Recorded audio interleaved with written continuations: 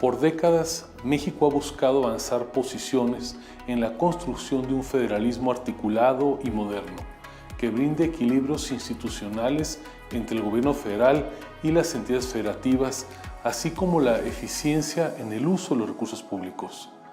La importancia del Pacto Federal es indiscutible, porque impulsa mecanismos de transparencia y rendición de cuentas, promoviendo la estabilidad de las finanzas públicas. En el ámbito hacendario, gran parte del incipiente federalismo que hoy tenemos como país se sustenta en los convenios de coordinación fiscal que fueron diseñados bajo la lógica de aumentar la eficiencia tributaria, limitando las potestades recaudatorias de los estados a favor de la federación a cambio de obtener una mayor participación en los ingresos fiscales. La coordinación fiscal no significa que las entidades deban tener una disminución de sus ingresos fiscales potenciales. Por el contrario, con los convenios de coordinación se buscó que los estados obtengan una cantidad mayor por eficiencias de escala que la que obtendrían si ellos establecieran sus propios esquemas tributarios, al tiempo que se beneficia el desarrollo armónico en todo el país. En la Coparmex siempre hemos pugnado por un federalismo pleno y de la organización y colaboración armoniosa entre los tres niveles de gobierno. Por ello, hoy externamos nuestra preocupación ante lo que parece ser la llegada de un modelo neocentralista que pone en riesgo los avances en materia de federalismo de las últimas décadas, limitando la soberanía, la libertad y el pleno desarrollo de las entidades federativas. Resulta paradójico que el actual gobierno de México destaque la evolución democrática y que en los hechos se muestren acciones propias de un centralismo involutivo. Más allá del fortalecimiento de nuestra democracia electoral, la verdadera evolución democrática de México necesariamente pasa por el cumplimiento de lo que establece nuestra Constitución en su artículo 40. Es primordial que México se mantenga como una república representativa, democrática y federal, compuesta por estados libres y soberanos unidos en una federación conforme a los principios de nuestra ley fundamental. Estos principios claramente reprueban cualquier forma de involución hacia un centralismo dañino, como el que se pretende imponer en pleno siglo XXI. Hace unos días, el gobierno federal, a través de la Secretaría de Hacienda y Crédito Público, hizo entrega ante la Cámara de Diputados del Paquete Económico 2020, que incluye los criterios generales de política económica, el proyecto de presupuesto de egresos de la Federación y la iniciativa de ley de ingresos para el ejercicio 2020.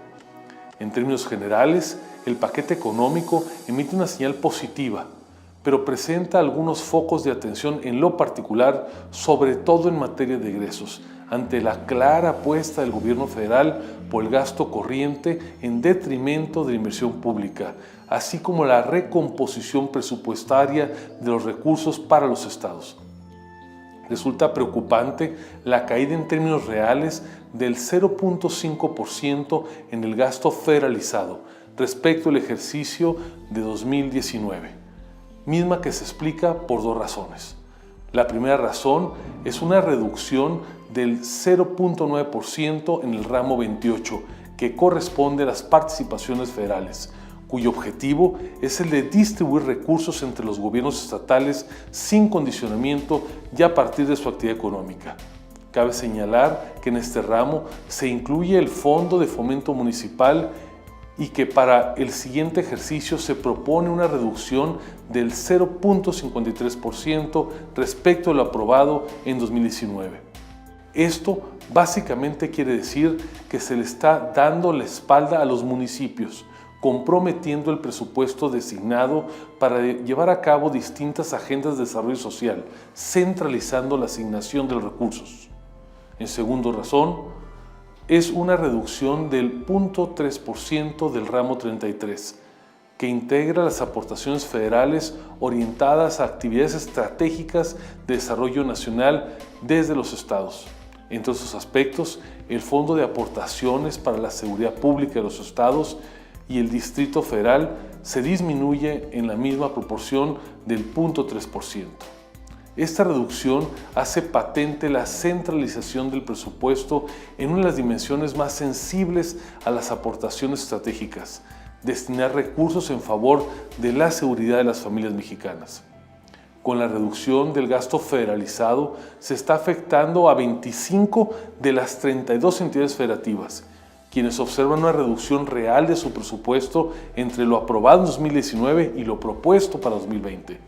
Cabe señalar que las disminuciones más significativas son en la Ciudad de México, en Tamaulipas y en el Estado de México.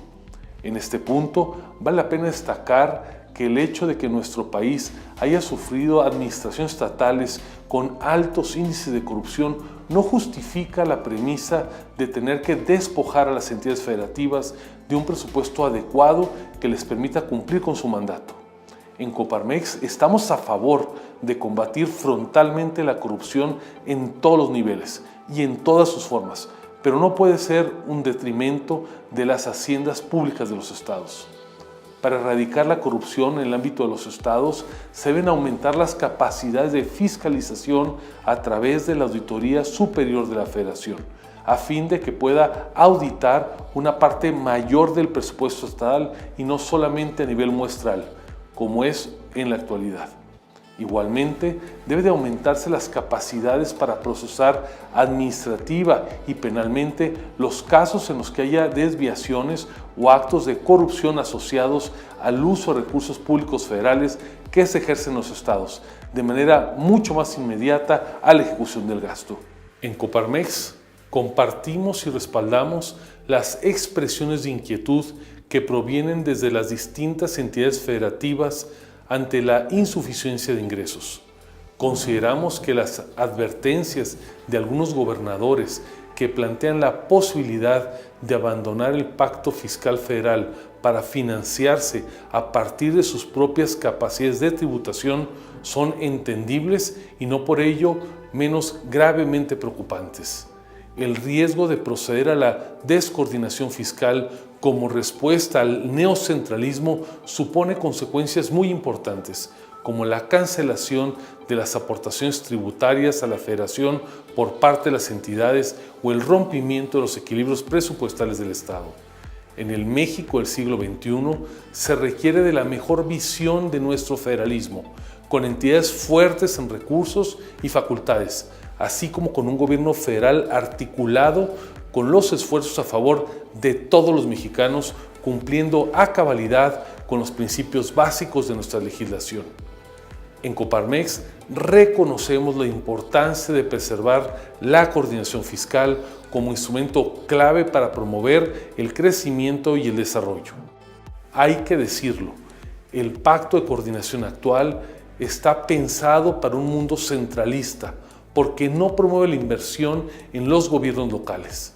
Al día de hoy, la suma de las aportaciones y participaciones que destinan a las entidades alcanza 1.7 billones de pesos. Se trata del principal gasto fijo de la Federación. Con ello, entre otros conceptos, se pagan las nóminas, gastos administrativos y operativos, así como endeudamientos de los gobiernos municipales, pero muy poco se destina a la inversión física.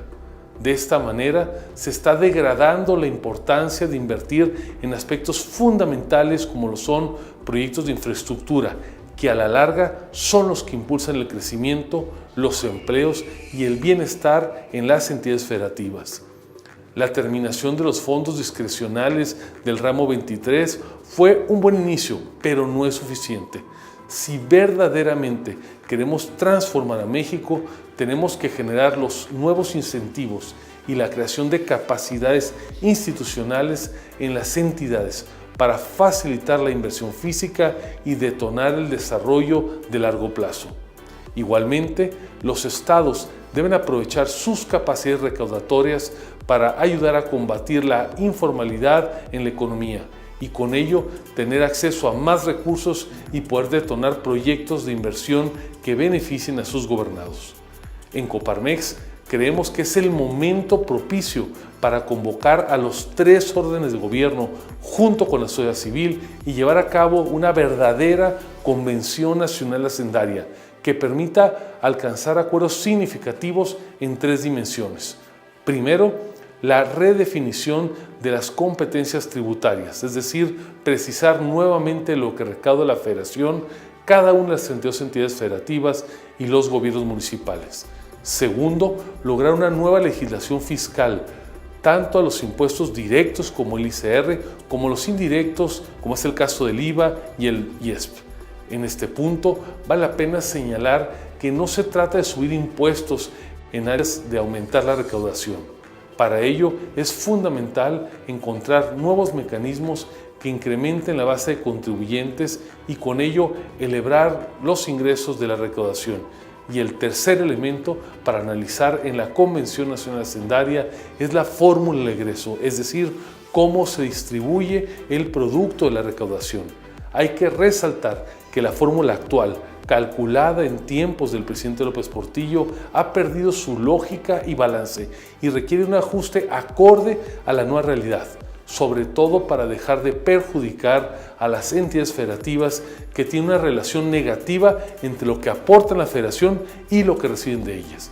Estamos convencidos de que un renovado federalismo es posible para fortalecer el pacto federal y de esta forma potenciar el desarrollo de cada una de nuestras regiones.